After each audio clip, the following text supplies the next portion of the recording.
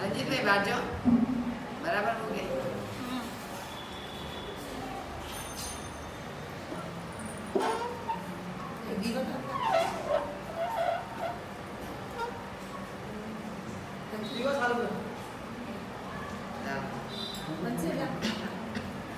नमो हरिहंताणं नमो सिद्धाणं नमो हरियाणं नमो बुद्धायाणं नमो लोये सगुसावणं येसो पंचमुखारो सव्व पावप्रणाशनो मंगलाणं केशवकेशिं परमं भवे मंगलां अरहन्तो भगवन्त इन्द्रमहिता सिद्धाच सिद्धिस्थिता आचार्यो जिनशासनोन्नतिकरान् पूज्य उपाध्यायका श्री सिद्धांत सुपाटिका मुनिवरा रत्नत्रयादका पंचैते परमेष्ठिना प्रतिदिनं कुर्वन्तु वो मङ्गलम् सिद्धाचलगिरि नमो नमः विमलाचलगिरि नमो नमो शत्रुञ्जयगिरि नमो नमो वन्दन हो गिरिराजने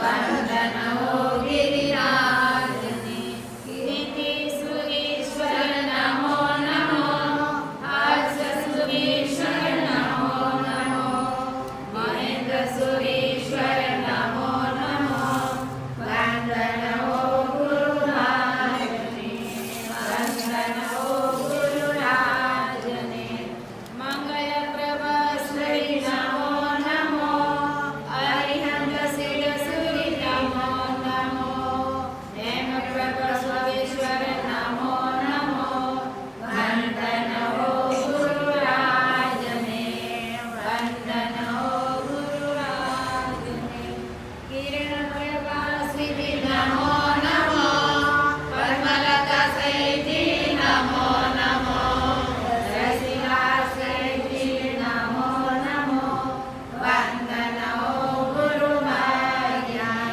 वन्दन हो गुरुमायानि ओंकार बिंदु संयुक्तम नित्यं योगिना कामदं मोक्षदं सेव ओंकाराय नमो नमः अज्ञानतिमिररान्तानां ज्ञानं जनं शलाकया नेत्रम् उन्मीलितं येन तस्मै श्रीगुरवे नमः तस्मै श्रीगुरवे नमः।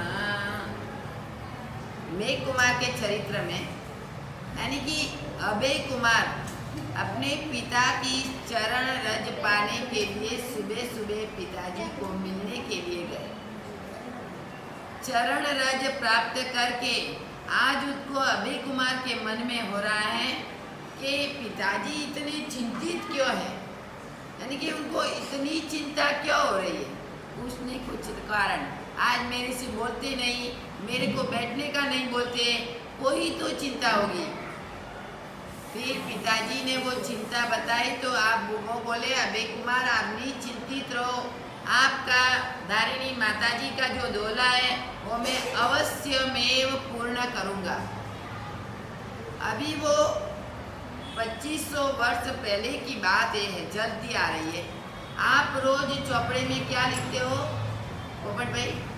अभय कुमार की लब्धि के बुद्धि के रिद्धि, अभय कुमार की बुद्धि मांगते हो, अभय कुमार की बुद्धि हो जो 2500 वर्ष से बात चल रही है, भगवान महावीर के टाइम थी बुद्धि। लेकिन अभय कुमार में कैसी किस प्रकार की बुद्धि थी, वो बुद्धि का उपयोग कहाँ करते थे और आप बुद्धि का उपयोग कहाँ करते हो, उसमें कितना फर्क है। चौपड़ा में लिखने के लिए ही आप लिखते हो गौतम स्वामी की लब्धि, अभय कुमार की बुद्धि, कैवन्ना सेठ का सौभाग्य, यानी सब सालीभद्र की रिद्धि सिद्धि, ये अपने संसार के कार्यों के लिए जो भी वो हमारे को प्राप्त होगा तो संसार के कार्य अच्छी तरह से चलेंगे, संसार में सुख मिलेगा, हमारे को धन वैभव की प्राप्ति होगी, इसलिए आप मांगते हो। लेकिन अभय कुमार की बुद्धि, वैसे तो 4 बुद्धि के धनी थे अभय कुमार, और बुद्धि भी अभय कुमार की 4 बुद्धि है, उसमें भी बुद्धि 3 प्रकार की होती है। एक कोष्ठक बुद्धि है, एक बीज बुद्धि है, एक पदानुसारी बुद्धि है। कोष्ठक बुद्धि में यानी कि कोठार में धन धान्य बढ़ते हैं, सुरक्षित रहता है, धन धान्य कभी खाली नहीं होता है, क्योंकि जिसका कोठार भरा हुआ है उनको कोई तकलीफ नहीं है। चाहे अकाल आओ, कुछ भी आओ, दुकाल आओ, कोई भी आओ, और धन धान्य भरा हुआ कोठार है। जैसे कि भी गुरु भगवंत ने प्राप्त की हुई बुद्धि, आचार्य भगवंत द्वारा की हुई प्राप्त की हुई बुद्धि, वो बुद्धि अपने मगज में, मगज जो है ना ये कोठार, मगज रूपी कोठार जिसका भरा हुआ है वो ज्ञान किसी का खाली होने वाला नहीं है।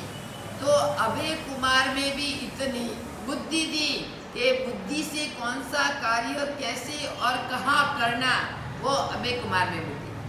बीज दूसरे नंबर की बुद्धि बीज बुद्धि। बीज बुद्धि यानी कि जब अपन लोग बीज का रोपण करते हैं तो वट वृक्ष इतना बड़ा होता है। जैसे कि प्रभु महावीर, गौतम स्वामी, गणधरों वगैरह को क्या बोलते हैं? 3 शब्द उनको बोलते हैं, उपनयिवा, विगमयिवा, धुवैवा। 3 शब्दों से पूरी द्वार सारणी की रचना करते हैं। पहले शब्द रूपी बीज रोपण करते हैं। अपने लोगों को भी गुरु भगवंत जब शब्द देते हैं तो शब्द से बीज का रोपण होता है। वैसे वो बीज बुद्धि भी अभय कुमार में थी। जैसे बीज पौधे के लिए अपन लोग बीज बोते हैं और बीज से वो उनका सिंचन करने से पौधा पल्लवित, इतना वट वृक्ष जैसा इतना बड़ा पौधा प्राप्त हो जाता है, तो वो बीज बुद्धि कहलाती है। तीसरी बुद्धि है पदानुसारी बुद्धि, यानी कि एक पद मैंने आपको बताया तो एक पद का पूरा श्लोक आप कर सकते हैं, जो आपकी बुद्धि हो। तो एक पद जिसने बोला तो एक पद का पूरा श्लोक आप बना सकेंगे। ऐसी अभय कुमार में बुद्धि थी कि श्लोक का एक शब्द आप बोलो तो आप पूरा श्लोक वो बना के आपको देगा। मैं जैसे आप एक शब्द आपको बोलूं, जिसी को नहीं आता है भक्तामर प्रणत, इतना जो शब्द बोलूं तो पूरा भक्तामर का पूरा श्लोक वो व्यक्ति बोल सकता है। ने एक शब्द में अनेक शब्द वो कर सकते हैं। ऐसे अभय कुमार में बुद्धि ऐसी इस प्रकार थी, और वो बुद्धि सम्यक ज्ञान, सम्यक दर्शन, धर्म के कार्यों में वो बुद्धि लगाते थे। आप उनकी बुद्धि को मांगते हो पर संसार के कार्य में बुद्धि चलाते हो। पहले बुद्धि नहीं चलाते, दूसरे का भी नहीं चलाते, संसार के कार्यों में वो बुद्धि का उपयोग आप करते हो। इसलिए चौपड़े में लिखते हो अभय कुमार की बुद्धि, जो बुद्धि अच्छी होएगी तो पैसा अच्छी रीत से मैं कमा सकूंगा। किसी भी कस्टमर को कैसे पढ़ाना, किस प्रकार पढ़ाना, किस बुद्धि से उनको बोलना, कैसे करना, वो ऐसी बुद्धि अभय कुमार की बुद्धि अपने को चाहिए, लेकिन मिलती नहीं, अपने स्वार्थ है। और अभय कुमार ने तो धर्म के कार्यों में बुद्धि का उपयोग किया। धर्म के कार्यों में जैसे कि प्रभु का चमवसरण रहता है, प्रभु देशना देते हैं, तो प्रभु के देशना में विद्याधर, देवी, देवलोक, देवता सब कुछ आते हैं। साधु, साध्वी, श्रावक, श्राविका, राजा, महाराजा, शेठ, श्रीमान सब आते हैं। ऐसे एक बार प्रभु के समवसरण में देशना चल रही थी, तो विद्याधर लोग भी आए थे। वो विद्या का उपयोग करते, अपने विमान से आते, श्लोक की रचना करते, मंत्रित करते शब्दों को और विमान को ऊपर उड़ाते। ऐसे अभय कुमार भी देशना सुनने के लिए आए थे। एक बार अभय कुमार, श्रेणिक महाराजा और विद्याधर सब देशना सुन के बाहर निकले। एक विद्याधर वापस उसके विमान में जाने लगा, लेकिन वो श्लोक का एक शब्द भूल गया। विमान ऊपर उठ रहा है लेकिन चढ़ नहीं रहा है, वापस नीचे गिर रहा है। विमान ऊपर चढ़ रहा है, वापस नीचे गिरा है। फिर अभय कुमार ने पूछा, भाई ये कैसे हो रहा है? तो कि क्या करूं, मेरे को वो जो श्लोक याद था लेकिन एक श्लोक का शब्द विस्मृत हो गया है, मैं भूल गया इसलिए मैं विमान में चढ़ नहीं सका। अरे आप शब्द तो बोलो। अभय कुमार को एक शब्द श्लोक का उन्होंने बताया, पूरा श्लोक अभय कुमार ने उनको तैयार करके दिया, अभी भैया आप चढ़ो ऊपर। ऐसी अभय कुमार को पदानुसारी बुद्धि थी। अभी अभय कुमार अपने महल में बैठ के विचार कर रहा है कि पिताजी को जो चिंतित है, पिताजी की चिंता दूर करना और धारिणी माता को दोहला पूर्ण करना, वो कैसे करना। जैसे एकांत में जाके बैठा, मैंने बोला ना एकांत में ही सुख है, एकांत में ही सब कुछ मिलता है। एकांत में व्यक्ति बैठेगा तो आपके प्रश्नों का जवाब आपकी आत्मा से अवश्य में मिलेगा। जो भी प्रश्न का उत्तर आपको नहीं मिल रहा है तो आप एकांत में बैठो।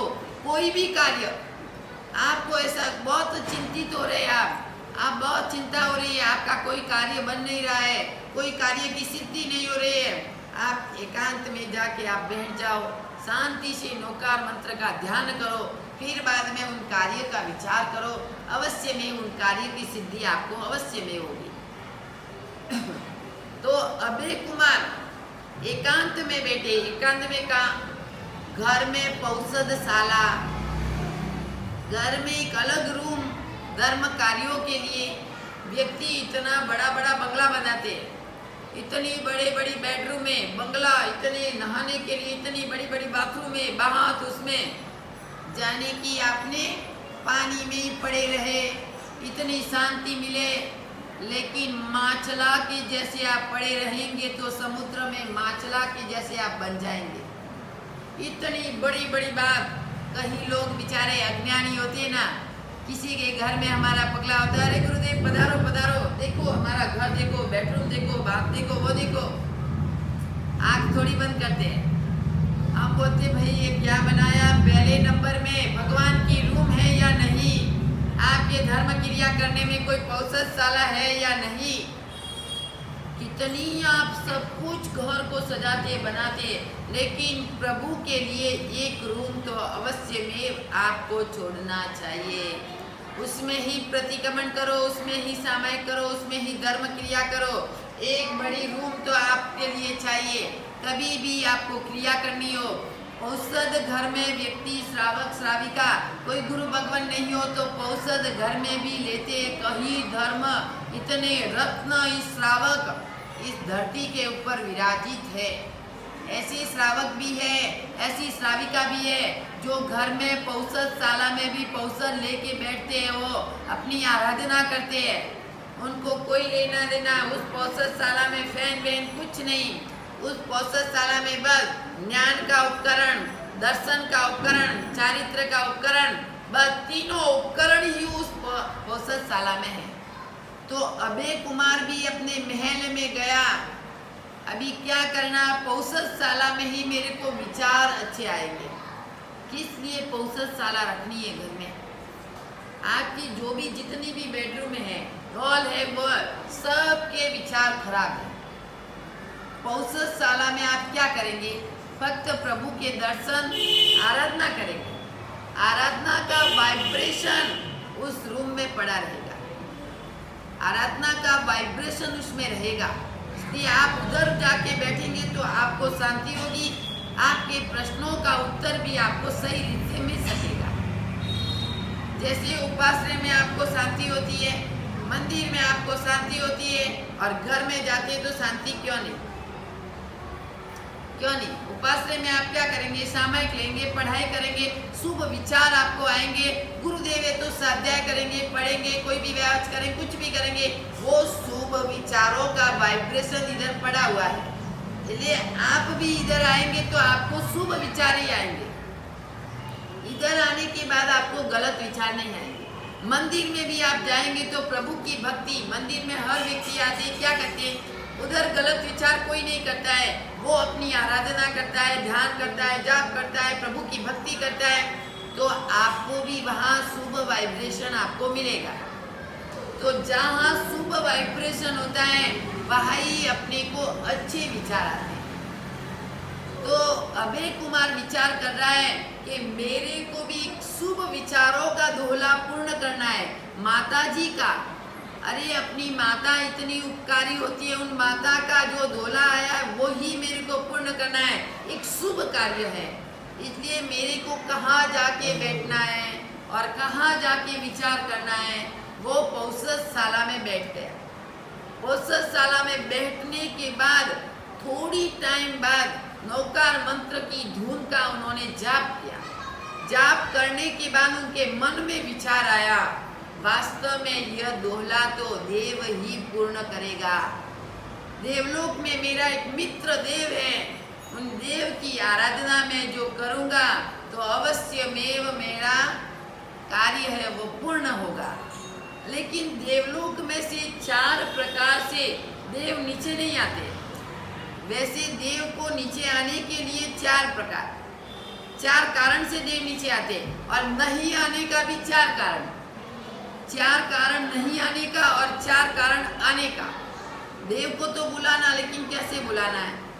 अभी देवलोक में से देव इधर क्यों नहीं आते हैं? कारण क्या उसका? मनुष्य लोक में दुर्गंध है, देवलोक में दिव्य सुगंध होती है, वहां अशुचि दुर्गंध नहीं होती है। 500 योजन मनुष्य लोक में से दुर्गंध देवलोक में पहुंचती है। देवलोक तक रहती है, 500 योजन तक दुर्गंध जाती है। इधर से 500 योजन तक दुर्गंध फैलेगी। इसलिए ही देवलोक देव में से नीचे आने की इच्छा नहीं करते। उस हमारे इधर तो दिव्य सुख है, दिव्य सुगंध है, कोई दुर्गंध नहीं है, कोई अशुचि नहीं है। इस कारण से देव नीचे आने का विचार नहीं करते। दूसरे नंबर में पहला प्रकार नहीं आने का ये दुर्गंध के कारण। दूसरा प्रकार है कि देवलोक में 20 वर्ष का जोत जवान व्यक्ति सैया में उठ के बैठता, उसका जन्म होता है। 20 वर्ष का,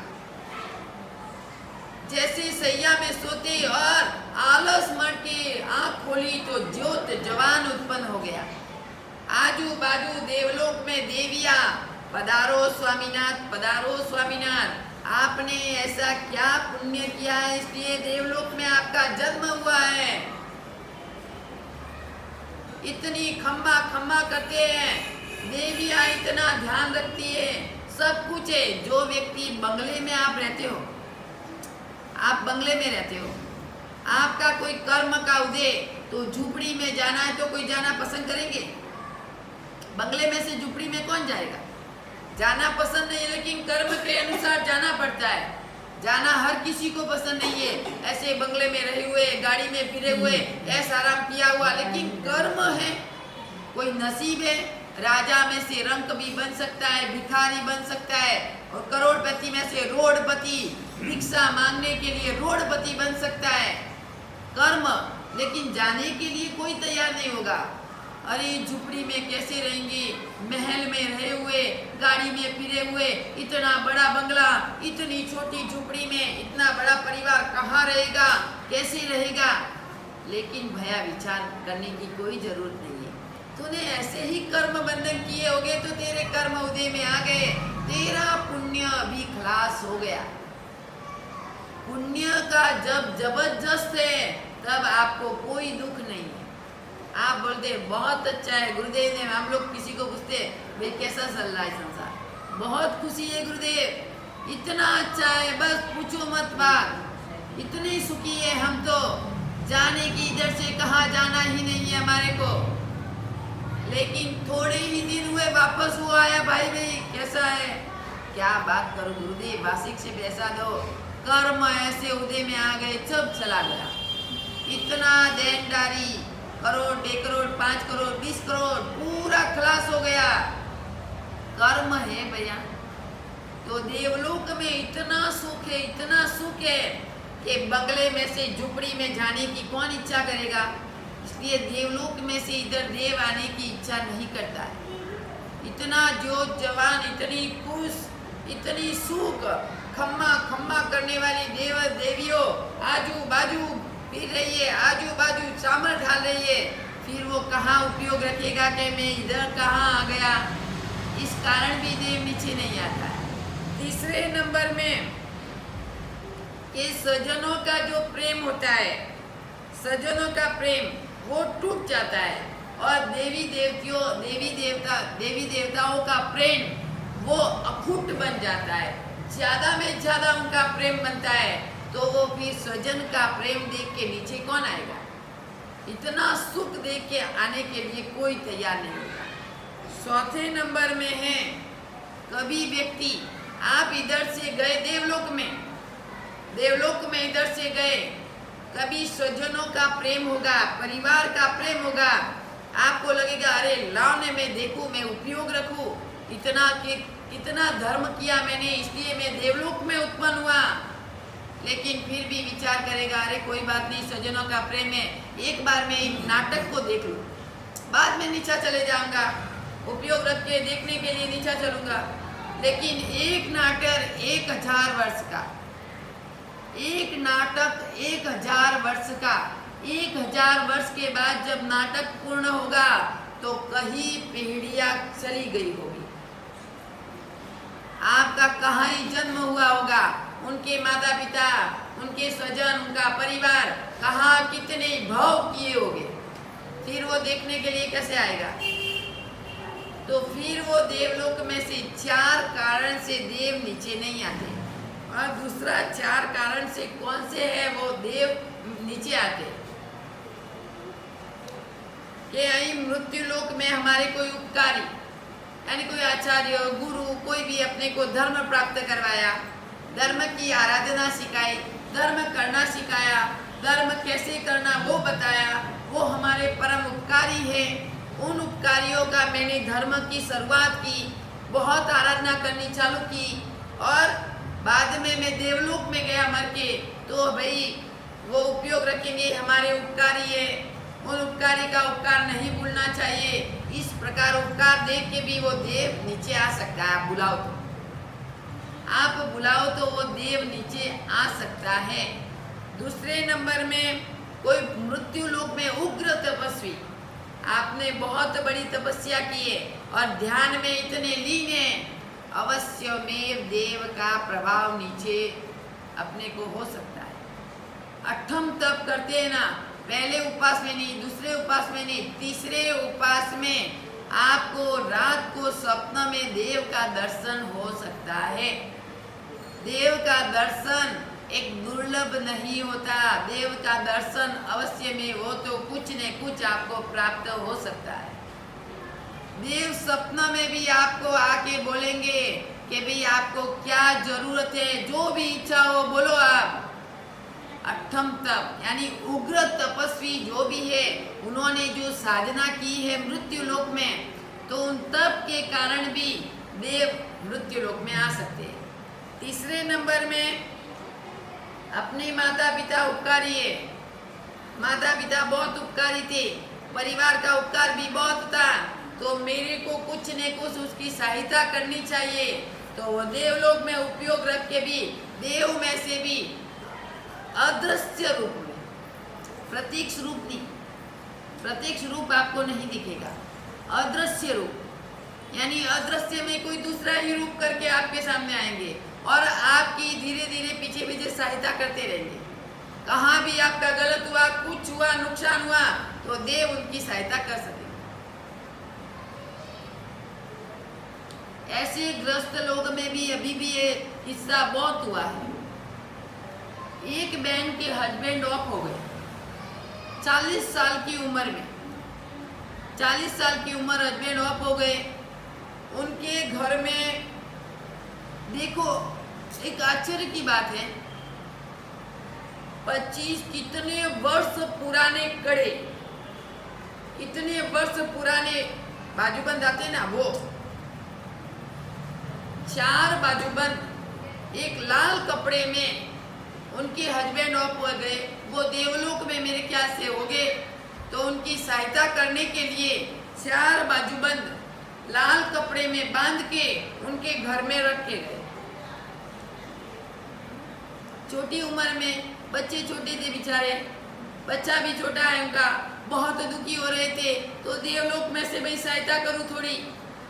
4 बाजूबंद, वो बाजूबंद सब लोगों को घर घर में पूछा, पूरी बिल्डिंग में भी कोई रखे गया काम वाली हुई, उनको पूछा भाई ना लाल कपड़ा है, खोला बाजूबंद देखा हो तो पूरे दुकान में पूछा भाई इतने वर्षों के पुराने बाजूबंद आपके घर में कैसे आ गए। वो 4 बाजूबंद आज भी मौजूद है। उसके बाद में एक मोबाइल, घर में उनके भी मोबाइल बेचारे का टूट गया था, हाथ रास्ते में गई कहाँ भी खींच के वो मोबाइल ले लिया। इतने रोती रोती घर, मीडियम परिस्थिति बहुत खराब है। हर व्यक्ति की मीडियम परिस्थिति इतनी खराब होती है कि व्यक्ति का 1 रुपया भी जाए ना 10 रुपया, तो भी जो लोग मरे उतना उनको रोना आता है। मोबाइल 5000 का, सब्जी लेने के लिए हाथ में से खींच के वो बैन लेके जा रही है। कर्म जब उदय में आएंगे ना, चारों बाजू से, एक साइड से नहीं, इधर से भी कर्म उदय में आगे, इधर से भी आगे, इधर से भी आगे, इधर से भी आगे। और जब पुण्य आएगा, चारों बाजू से पुण्य आएगा। आपकी जितनी भी नुकसान हुई होगी, जब पुण्य जबरदस्त उदय में आया, चारों बाजू से उनके मैसेज आएंगे भी आप लेने आओ, आपका जो पुण्य, आपका वो व्यापार में कोई खोट हुई थी, आपका पैसा मैंने नहीं दिया था, आप लेने के लिए आओ। इधर से भी मैसेज आएंगे भी लेने के लिए आओ, इधर से भी मैसेज आएंगे। आपका पुण्य जबरदस्त उदय में हो गया। और जब पुण्य खलास होगा, चारों साइड से वो लेने के लिए भी लाओ मेरा पैसा, लाओ मेरा पैसा। आपको या तो व्यक्ति सुसाइड करता है या मर के ट्रेन के नीचे आके मर जाता है। क्या करूं, किसको जवाब दो मैं। कर्म उदय में आ गया। कर्म की फिलोसॉफी आप समझो।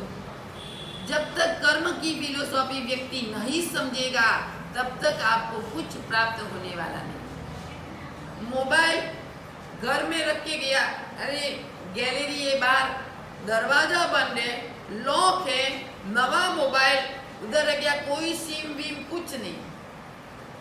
बोलो, पूरी बिल्डिंग में पूछा कि किसी का मोबाइल नहीं है, क्या करे। आज भी वो मोबाइल मौजूद है। देवलोक में से कई प्रकार की सहायता व्यक्ति कर सकता है। जो छोटी उम्र में मरता है व्यक्ति, उनको बच्चों के ऊपर उनको प्रेम होता है, नीचे उनको जीव होता है परिवार के ऊपर, अवश्य में वो सहायता करने के लिए आते हैं। अभी भी इन जनरेशन में भी मौजूद है। इसलिए उन्होंने चौथे प्रकार में कि कोई भी मित्र, चलो मैं जाप ध्यान करूं, देवी देवता को वचन बंध में बांध लिया। भाई जाप किया तो नीचे आए, कुछ भी काम हो वचन से, मैं कभी भी आपको बोलूं तो आपको नीचे आना पड़ेगा। अरे वचन बंद हो गए, वो वचन बद्ध हुए तो कभी भी मैं बुला के भाई आओ मेरी जरूरत है तो तुरंत हाजिर। ऐसे वो देवी देवता वैष्णव के होते। वैष्णव में जितने भी देव है, देवी देवता है, जल्दी हाजिर होते। अपने जैन शास्त्र के ज्यादा वैष्णव में जल्दी हाजिर होते। जितने भी बड़े बड़े आचार्य भगवंत हैं, वैष्णव देवी देवता हाजिर करते हैं उनको जाप करके। भैरू जी है, काले भैरू, गोरे भैरू, काली माँ, हनुमान, पार्वती, शंकर, नीचे जाप किया 3 दिन तो अजरा हजूर। अपने समकीति देव होते हैं, अपने देव है ना वो समकीति, वो कभी कभी अदृश्य रूप में अपनी सहायता करते हैं। अदृश्य रूप में अवश्य में वो अपनी सहायता करते हैं। दृश्य एकदम आपके सामने नहीं आएगा। आपके सपने में कहाँ भी अर्ध जागृत में भी कभी भी आप विघ्न पड़ गया, कभी फंसा गए, कहाँ भी गए, कोई रास्ता भूल गए। हमारे को भी बहुत बार होता है, कहाँ भी हम लोग जाते हैं रास्ता भूल जाते हैं। अभी क्या करें, कहाँ जाना, इधर जाना, इधर जाना, इधर भी रास्ता, इधर भी रास्ता, इधर भी रास्ता, जाना का। भाई नौकार मंत्र के जाप में बैठ जाओ। कहाँ भी घोड़े सवार होके एक भाई आता, भाई क्या हुआ गुरुदेव, कहाँ जाना है आपको। वो बोले कोई बात नहीं, इधर जाओ, यह रास्ता है सामने वाला, आप चले जाओ। अभी हमारी सत्य घटना में आपको बताओ, हमारी ही। हम लोग नेल्लूर गए थे। नेल्लूर में काकटूर जाने के लिए वो सर्कल आता है, उससे उधर से मेरे ख्याल से 18 किलोमीटर है काकटूर, सर्कल आता है वहाँ।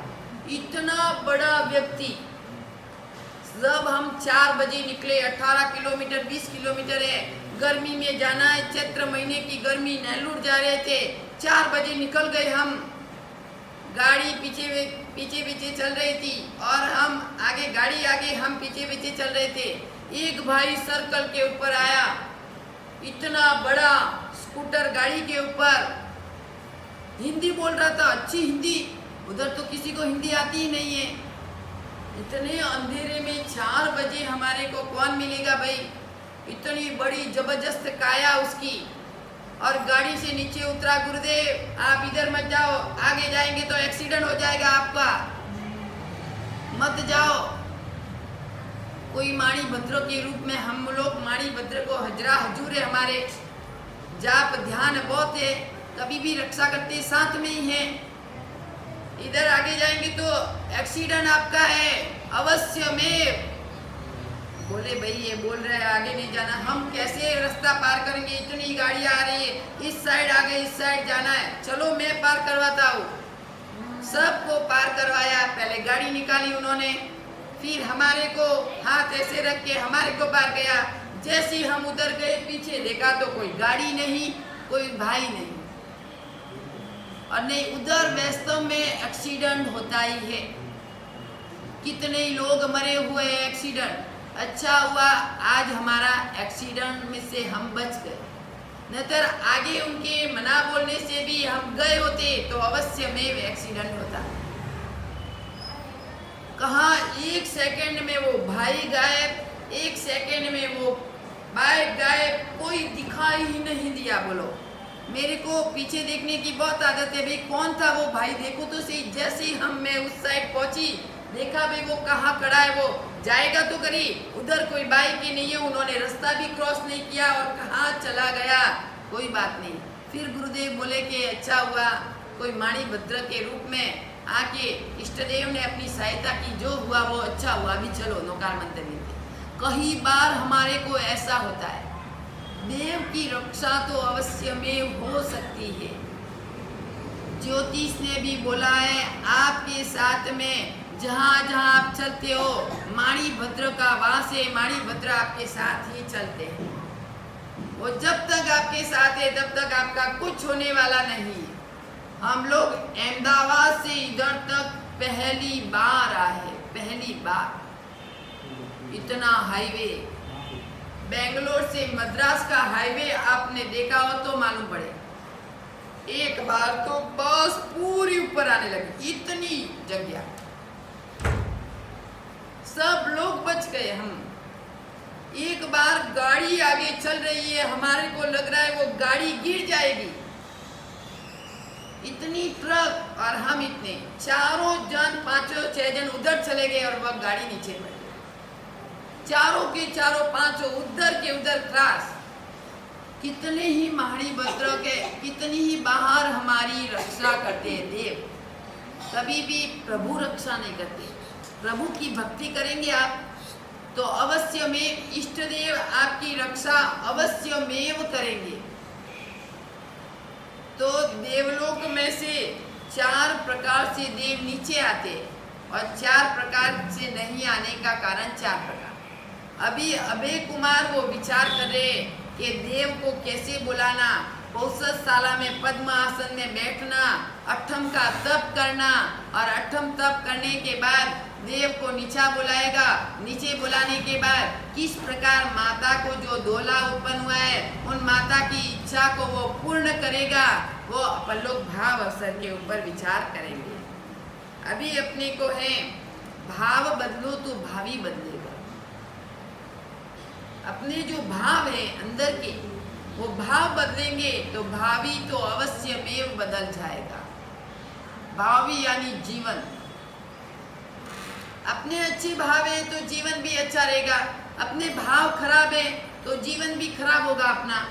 किसी के प्रति शुभ भाव रखेंगे तो अपना जीवन भी शुभ ही रहेगा। किसी के प्रति बुरा विचार करेंगे तो अपना भाव ही बुरा रहेगा, अपना विचार ही बुरा रहेगा। अपने को विचार बुरा किया तो सामने वाला व्यक्ति का भी विचार बुरा रहेगा। अपन लोग सामने वाले व्यक्ति का विचार शुभ विचार करेंगे तो सामने वाले व्यक्ति को भी शुभ विचार आएंगे आपके प्रति। जैसा विचार अपन लोग करेंगे वैसा ही विचार अपनी आत्मा में प्रकट होगा। शुभ विचार करेंगे तो शुभ विचार सामने वाले व्यक्ति की सहायता करेंगे तो वो भी एक दिन अपनी सहायता करेगा। सामने वाले व्यक्ति को मार डालेंगे तो वो भी एक दिन अपने को मारेगा। अपन लोग जाएंगे कभी भी, चलो आपका घर है, आपको चुटकला समझा के मैं आपको बोल रही, आपका ये बंगला है, कोई भी व्यक्ति आया, उनको पानी पीना था, आप बोले भाई टाइम नहीं है, बाद में। कभी आप भी उस साइड गए, उसका भी घर है, आपको बहुत प्यास लगी है, आप पानी लेने गए तो वो पानी पाएगा? आपको मना करेगा,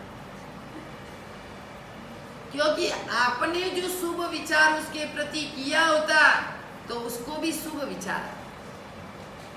आपने उसके लिए गलत विचार किया तो आपको भी गलत आएगा और दूसरों को भी गलत आएगा। सामने आप कहाँ भी बाहर गांव जा रहे, कोई सुबह सामने से कोई मिला, आपको लगे अरे ये सामने मिलता है, मर जाए तो अच्छा है, ये मर जाए तो अच्छा है, मैं कभी भी बाहर निकलूं तो सामने तो दिखाई नहीं देगा।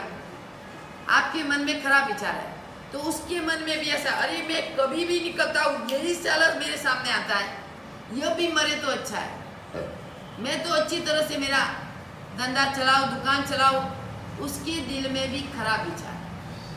तो भाव को बदलो तो भावी बदलेगा।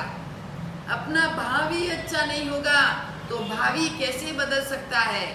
इसलिए कभी भी अपने को शुभ विचार करना है किसी की प्रति।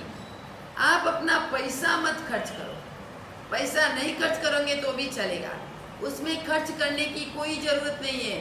कोई नहीं, हाँ इसका भी जो होए तो अच्छा है। आपकी दुकान में कस्टमर नहीं आए और दूसरी दुकान में चढ़ गए, कोई बात नहीं, बेचारे इनका भी धंधा चलेगा, उसके उधर गए, कोई बात नहीं, इसका भाग्य होता है उसके ऊपर, मेरा भाग्य होगा तो मेरी दुकान में आएंगे।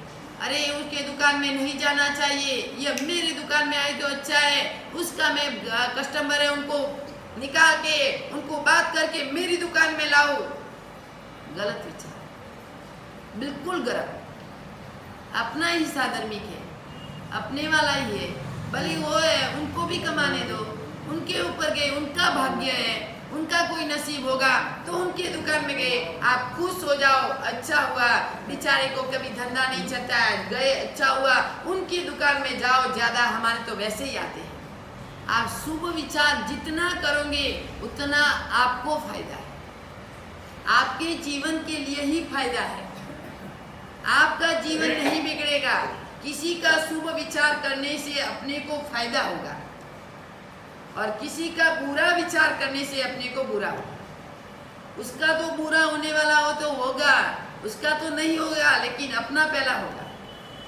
आप किसी का भी बुरा विचार, अरे इसको ऐसा नहीं होना चाहिए, ये होना चाहिए, ये होना चाहिए, उसका ऐसा हो तो अच्छा, उससे पहले तो आपका ही हो जाएगा। उसका पुण्य प्रबल होगा तो कुछ नहीं होने वाला है।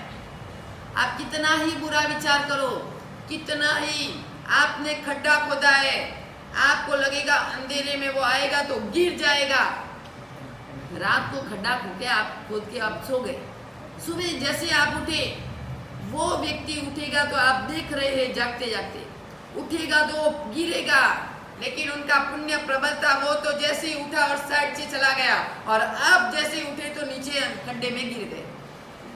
आपने ही खड्डा खोदा है तो आपको ही गिरना पड़ेगा, दूसरे नहीं गिरने वाले। दूसरे का कितना भी बुरा करेंगे तो अपना ही बुरा होने वाला है।